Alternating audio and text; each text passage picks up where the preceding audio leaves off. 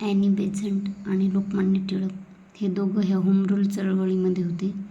तर बेळगाव येथे लोकमान्य टिळकांनी एप्रिल 1916ला याचं अधिवेशन घेतलं होतं आणि ॲनी बेझंट यांनी सप्टेंबर 1916ला मद्रास येथे ह्या होम रूल चळवळीला सुरुवात केली. आता मुंबई वगळता महाराष्ट्र, कर्नाटक, वऱ्हाड हा भाग जो होता तो लोकमान्य टिळकांकडे होता आणि मुंबईसह बाकीचा जो भाग होता तो ॲनी बेझंट यांच्याकडे होता. मुंबई शाखेचे जिनाही अध्यक्ष होते. केसरी हे आगरकर यांचं म्हणजे टिळकांचं मराठा आणि केसरी हे वृत्तपत्र होतं, पण केसरीचे संपादक हे आगरकर होते. 1888ला सुधारक हे वर्तमानपत्र आगरकर यांनी सुरू केलं. बेळगावमधून टिळकांनी स्वातंत्र्य हा माझा जन्मसिद्ध हक्क आहे आणि तो मी मिळवणारच हे ठणकावून बेळगावच्या अधिवेशनात सांगितले होते. आता रौलेट ॲक्ट 19 मार्च 1919 संशयाच्या आधारावर अटक. आता हा ॲक्ट कसा होता की फक्त संशय घेऊन सुद्धा कोणत्याही भारतीयाला अटक करता येत होतं ह्या ॲक्टनुसार, म्हणून ह्या ॲक्टला सर्व भारतीयांनी विरोध केला.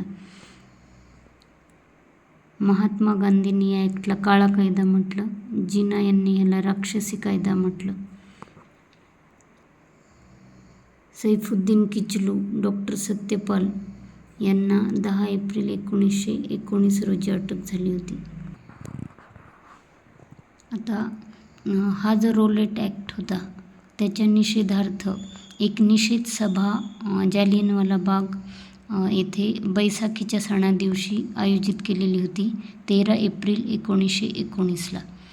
तर त्या दिवशी काय झालं, जनरल डायरने या जालियनवाला बागेमध्ये जमलेल्या लोकांवर निहत्या म्हणजे निशस्त्र असलेल्या अशा निष्पाप निर्दोष लोकांवर गोळीबार केला. या डायरला तेव्हाचे लेग ओडवायर यांनी ऑर्डर दिलेली होती. जमावबंदीचा आदेश या ओडवायरनं काढलेला होता. बेछूट गोळीबार जो झाला त्याच्यात 379 लोकांचा मृत्यू झाला असं म्हणजे लिखित आहे, म्हणजे सरकारी ह्याच्यात हा आकडा होता, परंतु प्रत्यक्षात हजाराच्या वर लोक मृत्युमुखी पडले होते. आता या गोळीबाराची जी चौकशी करण्यासाठी हंटर कमिशन नेमलं होतं.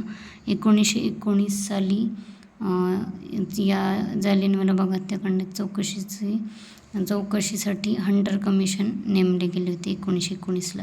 त्याच्यामध्ये 7 सदस्य होते, त्यातले 3 सदस्य ही भारतीय होते. आता 1882ला पण एक हंटर कमिशन नेमलं होतं, पण ते शिक्षणासाठी होतं आणि हे जे हंटर कमिशन होतं ते 1919चं होतं, ते जालियनवाला बाग हत्याकांडाची चौकशी करण्यासाठी होतं. नानक सिंग यांनी खुनी बैसाखी नावाची कविता लिहिली या जालियनवाला बाग हत्याकांडावर. महात्मा गांधींनी कैसरे हिंद ही त्यांची पदवी या जालियनवाला बाग हत्याकांडाच्या निषेधार्थ सरकारला परत केली आणि रवींद्रनाथ टागोरांनी पण सर ही पदवी सरकारला परत केली. 1940ला उधम सिंगने ओडवायरचा खून केला लंडनमध्ये. हंसराज भारतीयाने डायरला मदत केली.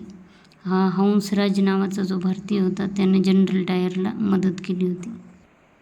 आता खिलाफत चळवळ ही शौकत अली आणि मोहम्मद अली या 2 अली बंधूंनी सुरू केली होती.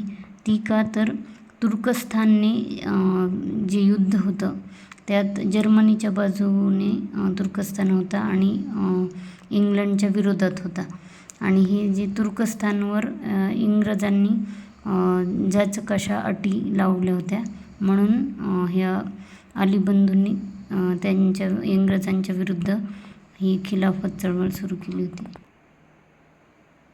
असहकार चळवळ 1 ऑगस्ट 1920ला असहकार चळवळ सुरू झाली.